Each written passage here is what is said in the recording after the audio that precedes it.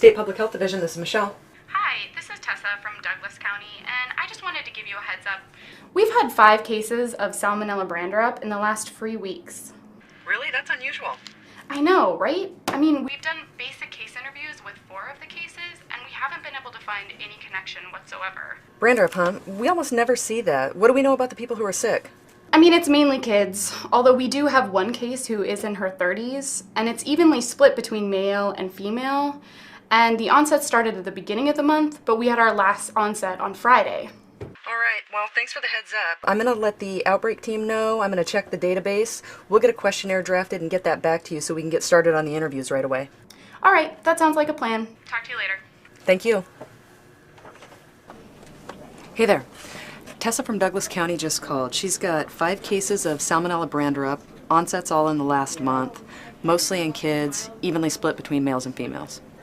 Well, the lab just called and said we had a bunch of cases of Salmonella brandirup in southern and central Oregon, but we haven't gotten the age range yet.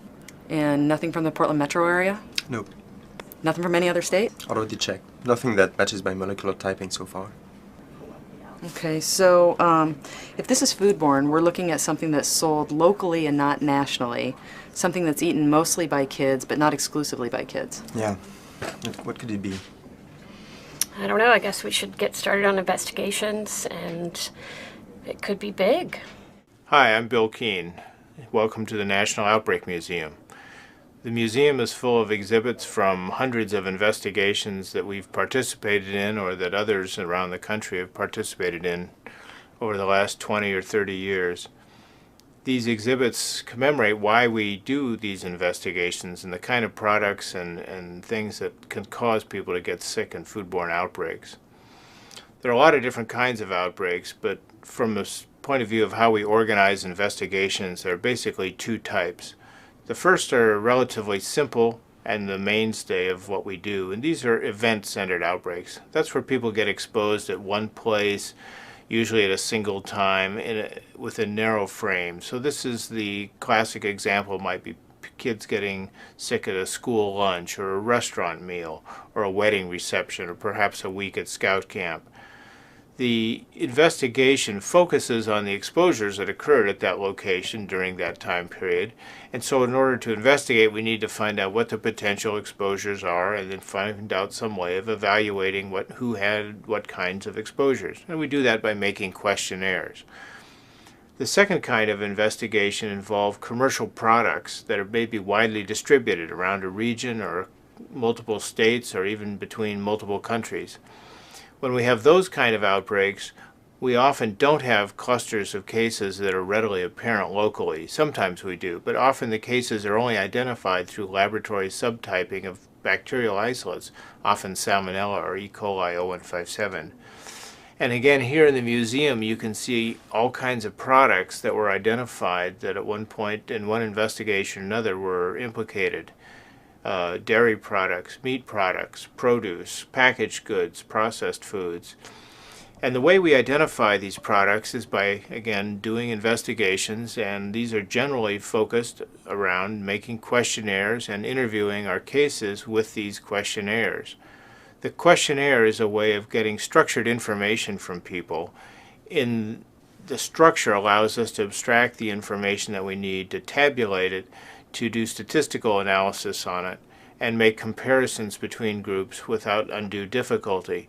But even though you're using a structured interview form, the interview has to have some of the characteristics of a conversation with people. Often people who have been sick, and they need your empathy, and they need to understand what you're doing and why you're doing it, even as you go through the structured interview. So again, you're trying to have a conversation with people, but not have them be totally aware that you're going through a very, very structured process, but doing that just the same so that you can have as natural a conversation as possible under the circumstances.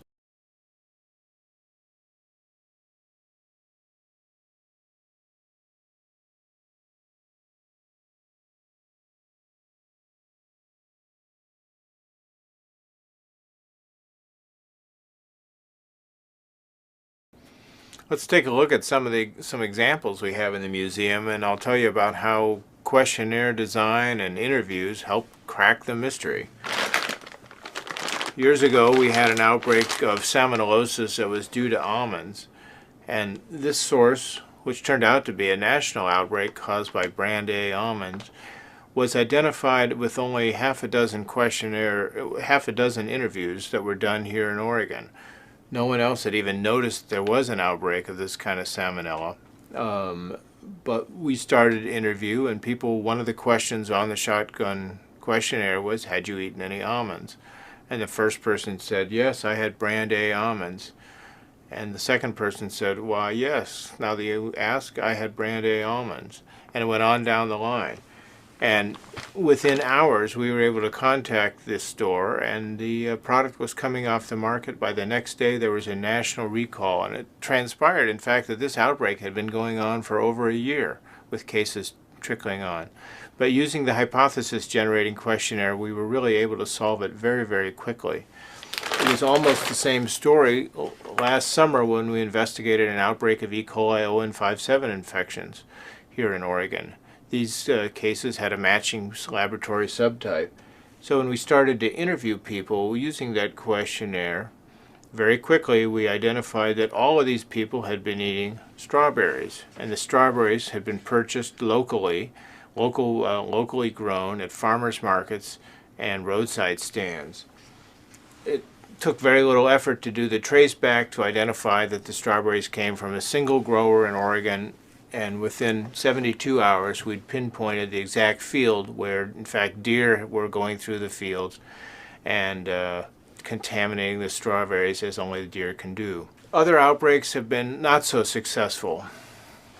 There was an E. coli ON57 outbreak investigation that happened with cases scattered around the country. There was only one in Oregon, and unfortunately they weren't using the Oregon questionnaire, which asked about cookie preparation and cookie dough consumption.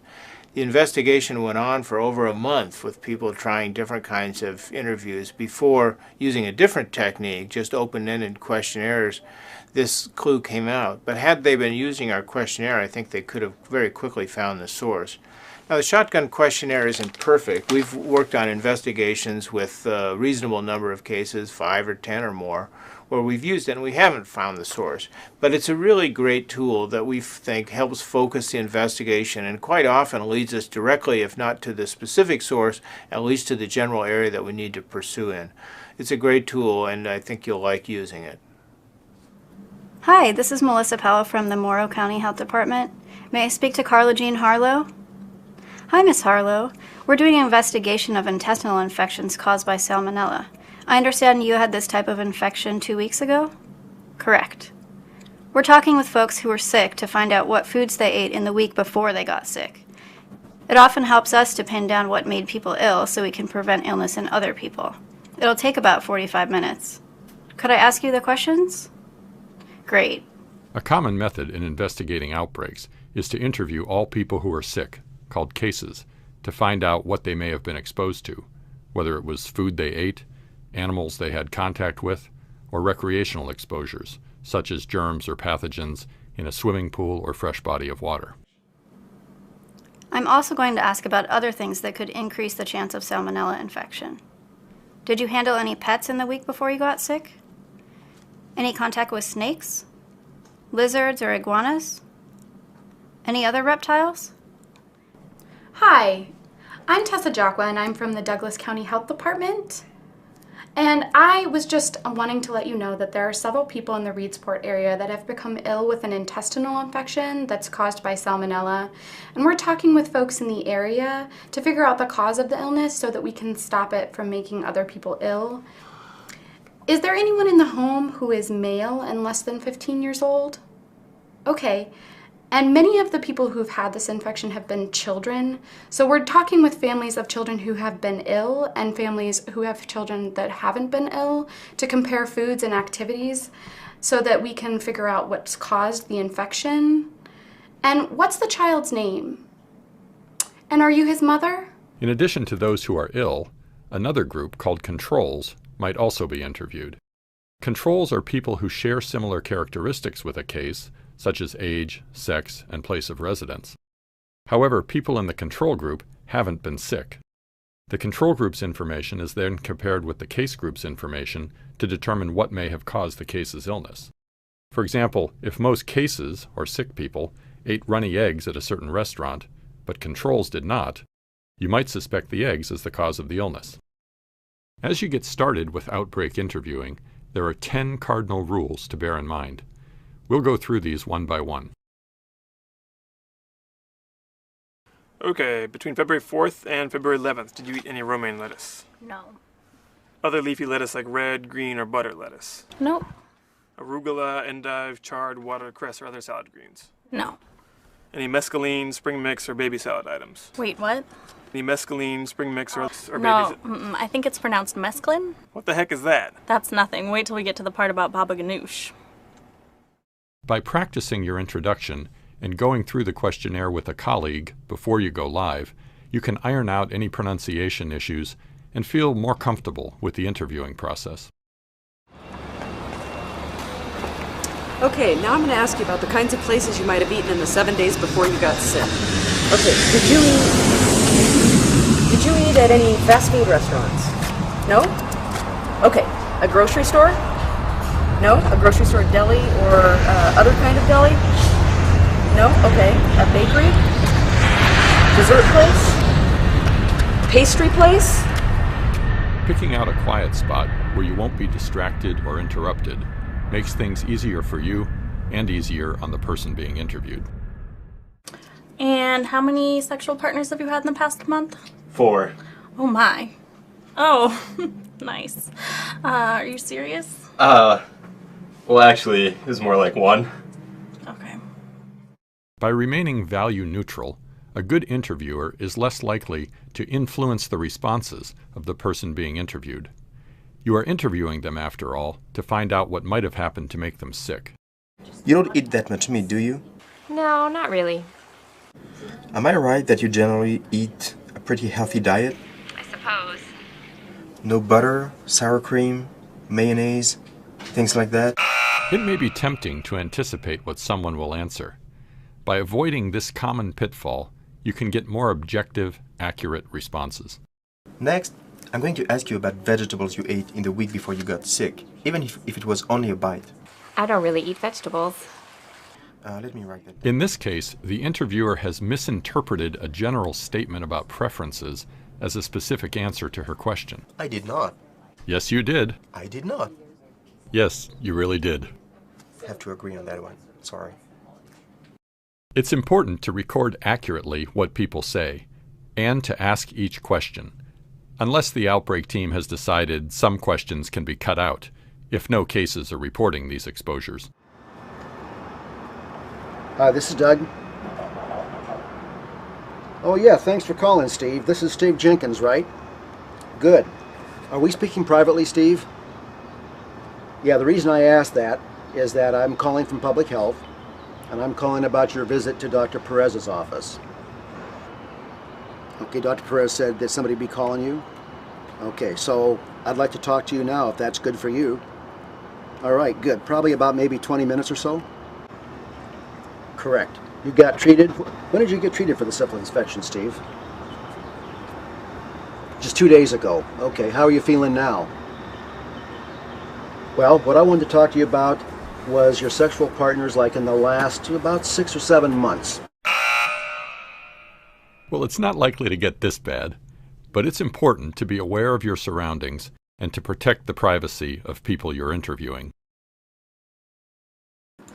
Okay, ma'am, did you visit a doctor when you had your intestinal infection? Oh, yes. Yeah, I talked to Dr. Salinger, I believe. He's such a nice man. Girls, you guys are too loud. Can you please go upstairs? Thank you. Yes, Dr. Salinger, he's from Cleveland, but so I don't really get to see him that much. He's in for covering for Dr. Lopez, and I think I saw him for the flu or for a cold. I can't really remember. But he's such a nice man. Yeah, he called me at 7:30 this morning, and I said, "Oh, Dr. Salinger, you are in at work awfully early." And he said, "Early to bed, early to rise, makes a man healthy, wealthy, and wise." Well, Maybe he was talking about the early bird and the worm. I can't really remember. Okay, so it sounds like you did go see a doctor for this. Did you have to go to the emergency room too? No. And did you have to stay overnight in the hospital at that time? No. And has anyone else been sick in your house with the same symptoms? No. Good, I'm glad to hear that. Now I'd like to ask you about some foods that you ate in the last 7 to 10 days before you got sick, even if it was just for a bite. Let's start with... Part of the art of effective interviewing is to strike the right balance between conducting an efficient, concise interview and providing opportunity for the person being interviewed to provide additional detail, some of which may provide clues as to the cause of the outbreak. Give folks a chance to give you that detail, and be courteous, but if the conversation is straying, gently bring the subject back to the interview topic, particularly if you have more people to interview that evening. So what time last week did you first get sick? It was Monday. And when on Monday was that? It was late that night. Well, what's your best guess of the actual time? 2:30? 2:30 a.m.? Yeah. Okay, so that was Tuesday at 2:30 a.m. Yeah, that's right. The more precise you can be in pinning down answers, the better. This is particularly important for onset of illness, because illness onsets are useful in determining both what pathogen might be involved and how it may have been transmitted. Hola. Hello, this is Michelle Barber from the State Public Health Division. Can I please speak to Patricia Mitchell? ¿En qué le puedo ayudar? Hello, is there someone there who speaks English? Discúlpeme, no le entiendo. Okay, thank you, ma'am. I'll have someone who speaks Spanish call back shortly. Muchas gracias. Thank you. If you contact a potential interviewee and the two of you don't share a common language, politely end the call and notify the lead epi, who can arrange for another interviewer or an interpreter-assisted call. Any contact with animals or pets at school, birthday parties, or similar events? No. Any contact with dry dog or cat food? No. How about any contact with any commercial type of fresh or frozen pet food that is not dry or canned? No. Okay then. Thank you for helping us with these questions. We will combine the information with other people's information. The interviews are very helpful to us trying to understand and determine what has caused the illness. Sometimes, depending on what we find, we may need to follow up again. Do you have another number that we can use in case I need to reach you again? Sure. 503-867-5309. Great. Thank you so much for your help, and thanks for talking to us. You're very welcome. Stay safe. Folks who are game to be interviewed deserve a vote of thanks, and a little background about how their participation in the investigation process makes a difference. We may need to get back to them with specific questions, so it's good to mention that too. What's done well and not so well in the following interviews?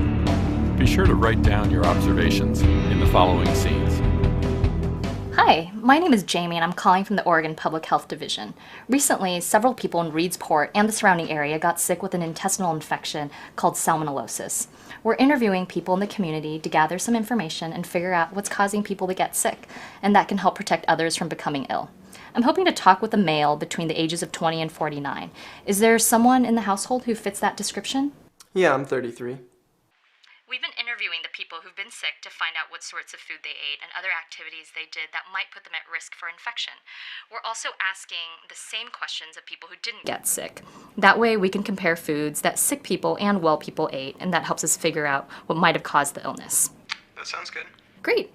First, I'd like to ask about the kinds of places where you might have eaten in the 7 days before August 20th. This may help jog your memory about specific foods you might have eaten, which I'll ask about in a few minutes. So I'm asking about places at which you had something to eat between Monday, August 13th and Sunday, August 19th. All right. Did you eat anything at any fast food restaurants? No, I don't eat fast food. Sit-down restaurants? Yeah, I ate breakfast that weekend at Cup and Saucer, and then I believe we also ate at a Japanese restaurant called Matsuya. Okay. Any other meals at sit-down restaurants that week? No, I don't believe so. Any meals at a bakery, dessert, or pastry shop? No, I don't believe so. Hey, Carrie, are there more cookies left? Yeah, there's lots of cookies left. Can you get me one? Sure. Just one? Yeah, just one. And coffee, too. Cream and sugar. Cream and sugar, got it. Thank you. You're welcome. Sorry about that. Any meals at a grocery store deli or other kind of deli? No on both counts. Now I'm going to ask a few questions about foods typically prepared outside the home, like the foods you got from a restaurant or takeout place. So between Monday, August 13th and Sunday, August 19th, did you have any hamburger at a fast food place? That is, at a place where you would pay before you eat. No, I don't believe so. Hamburgers at any other restaurant that wasn't a fast food place? No, I don't think so. Any sandwich that might have had sprouts in it? No, I hate sprouts. Any sushi or sashimi or ceviche? I've only heard of sushi of those three, so no, I don't think so. Any kind of burrito or wrap? No. Smoothies? No, definitely not. Finally, I have a few questions about pets and animal contact. Again, between Monday, August 13th and Sunday, August 19th, did you have any contact with dogs or puppies? No, besides walking through parks now. Cats or kittens? Yeah, I actually visited my sister that week, and she has cats that I play with. Any contact with chickens, turkeys, or poultry? No, definitely not. Other pet birds of any kind? No. Reptiles, including lizards, snakes, turtles, and tortoises? Yeah, I actually have a pet boa. Any contact with amphibians like frogs, toads, or salamanders? No to all three. Goldfish or aquarium fish? No, also not. Contact with rats, mice, or gerbils? Yeah, I actually buy mice for my pet boa down the street at a pet food store. Are those frozen or live mice? They're alive. I actually like to dangle the little guys into my boa's cage until she locks in on them. And then I slowly lower them in and she comes in and wraps around them. It's really quite something to watch. Ooh, that sounds so gross. I hate snakes and mice. Any contact with exotic pets or pocket pets like ferrets, pygmy hedgehogs, or giant Gambian pouched rats? Gambian pouch rats? No. And any visits to pet stores, swap meets, or other places where animals or birds were sold or shown? No. Okay, that's all the questions that I have. Thanks so much for doing this interview. By comparing your responses with other people who got sick, we can often get important clues as to what caused their illness, and that can help keep other people from getting sick. Sometimes after we review the results and compare them, other important questions might come up. If we need to talk with you again, could we get a hold of you at this same number? Yeah, this number's fine. Perfect. Thank you again for your time. Bye. Thank you. Bye. Please refer to the good, the bad, and the ugly answer key to see how you did for scene 1.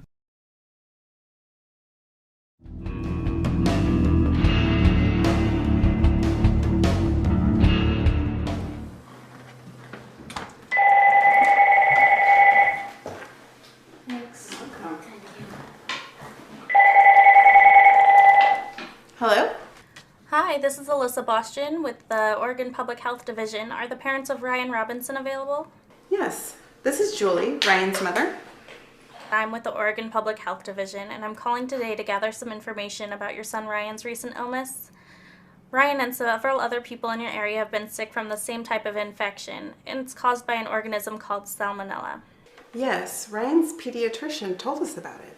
Well, we at the Public Health Division are working with folks at Clackamas County Health Department to find out what may have made Ryan and others sick in order to help prevent others from becoming sick. Oh, thank you for doing that. He was really sick. Well, to begin with, I'd like to ask some questions about places you may shop and restaurants where Ryan may have eaten, and then I'll also ask about specific foods that Ryan may have eaten at home, school, or other places during the week before he became ill. All of the information will be kept confidential. Is this a good time for you? Sure. Great. So when exactly did Ryan first get sick? Well, he had a bit of a runny nose and a cough about a month ago, but that may have not been the same thing. Thinking specifically of his recent illness, when did those symptoms start? It was on Thursday. And which Thursday? Let me get to a calendar. The 16th. Okay, that's consistent with information my colleagues at the county collected. Do you remember what time Thursday morning? It had to have been, we'd already fixed breakfast, and the kids had eaten, so it had to have been between 7:30 and 10:30. And what's your best guess of the exact time?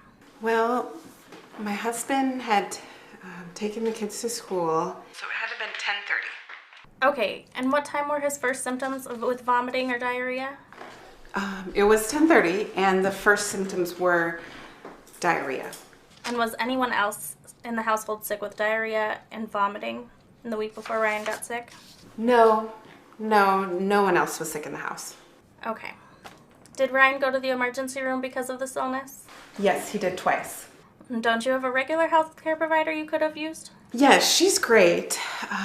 Ryan just became sick after hours, so we had to go to the emergency room. And did Ryan have to stay in the hospital overnight?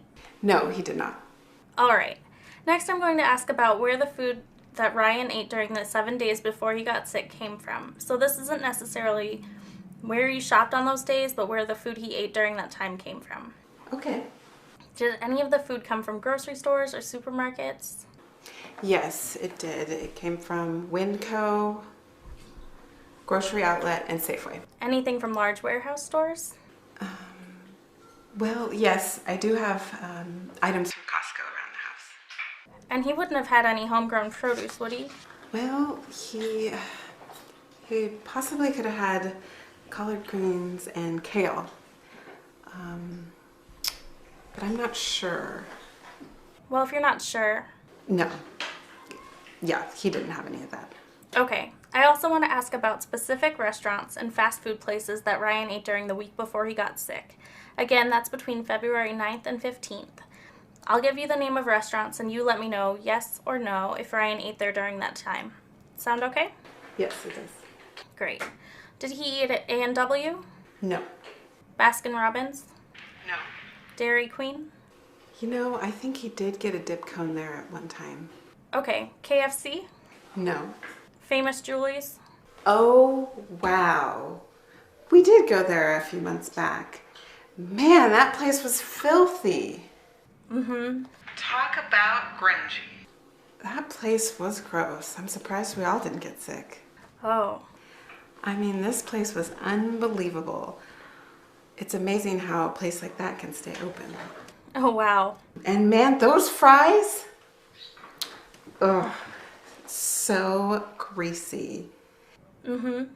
And that calamari, gag me with a spoon. So definitely not one of your better dining out experiences? You can say that again. Okay, well, thinking of other places Ryan ate, again, during the 7 days before he got sick, did he eat at Panda Express? No. Taco Bell? No. Burgerville?